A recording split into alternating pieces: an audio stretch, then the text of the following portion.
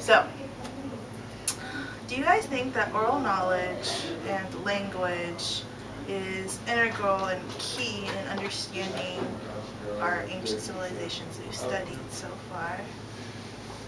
I would say so, because my civilization, the Kush, people of Africa, really very little is understood about their language and their culture because they found um, hieroglyphics and different evidence of their language. There's been no means of deciphering it yet, and so it just kind of casts a shadow over really what went on in their civilization. I mean, we know things from excavating ruins and finding different artifacts and stuff, so we can tell somewhat about their daily life. But as far as like their rhetoric and their politics, like we're supposed to focus on, is really difficult to kind of understand exactly what that was about without having a record of what happened. And one thing that kind of is interesting is, for a time, the Kush people were ruled by Egypt, so they spoke the Egyptian language for a while. And so what we do know about their government and their politics comes from that period when they were ruled by Egypt, or when they came back and ruled Egypt themselves. So we do have some record of their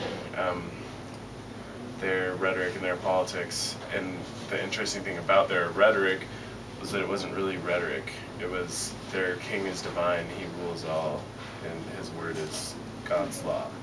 So I mean, there really wasn't the need for the art of persuading or expressing different viewpoints. That was the only viewpoint. And I think that was kind of like evident in a lot of places. I don't know. That's interesting. I studied a culture, the Minoan culture in ancient Greece, and there's kind of a similar problem with studying them, is that they were conquered by a different civilization and their language was completely lost. The language that we found written, we haven't translated yet. And they never really conquered anyone else, so we don't have records of them dealing with other people very much. But what we do have, and this is interesting, is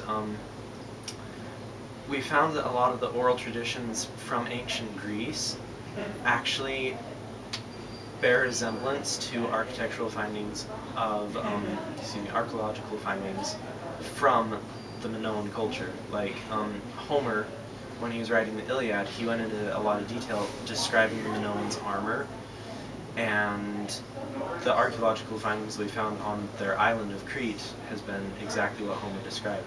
So, you brought up like the kings being divine. It's kind of interesting because in Japan, the emperor, they thought that they were descendants of the sun goddess. I don't remember exactly what the name of the sun goddess was, but that's what they claimed, so that basically they would have the authority, so that it made it more challenging for people to try to take away their authority. It took a lot of time before anybody attempted to challenge that authority in the Japanese culture. So they took a long time to fight against it or rise up. I found something similar in ancient Hinduism. I've been studying from an epic poem called the Mahabharata, and I can't even say it.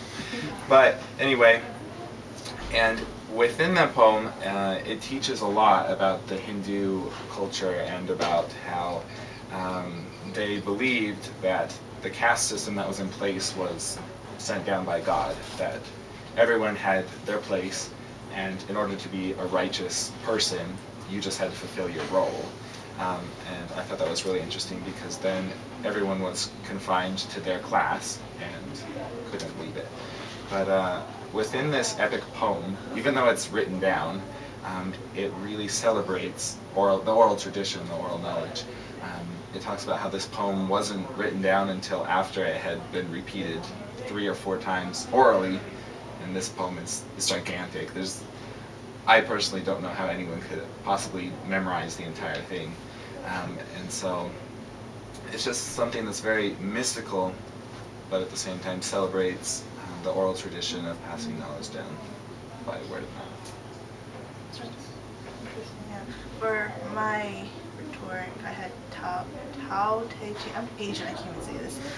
Tao Te Ching, and it's kind of like a poem, and in it, it's not really about much of how government should work, but it just kind of talks about modern, well, it's modern for them, society. And I commented in one of my posts about one section of that talked about shame and honor in a family, and how that was really a big drive. I mean, the person that was in charge obviously had a lot of honor, and if anything were to happen for the mandate heaven, then, you know, it's a God, that they should not be in power. And it was just interesting. I was reading through that poem there. It didn't talk too much about having a leadership role or any type of, I think I remember in your post, was that the one about like the shame and dishonor? Yeah. Was that the one about where they showed like the different punishments of people?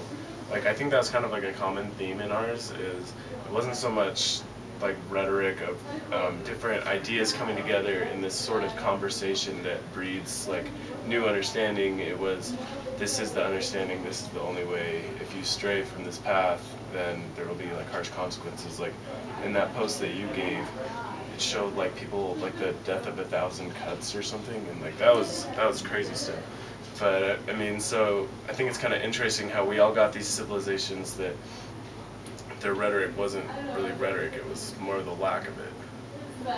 And I don't know, that's probably a common theme in a lot of civilizations, but it just so happens that, I don't know, that's kind of interesting how our group worked out, I think.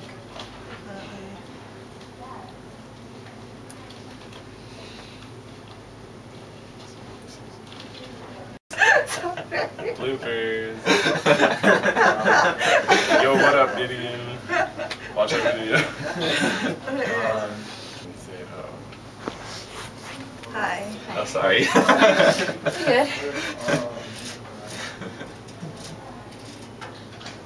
Sorry to interrupt. No, you're fine. We haven't started yet. We're kind of still.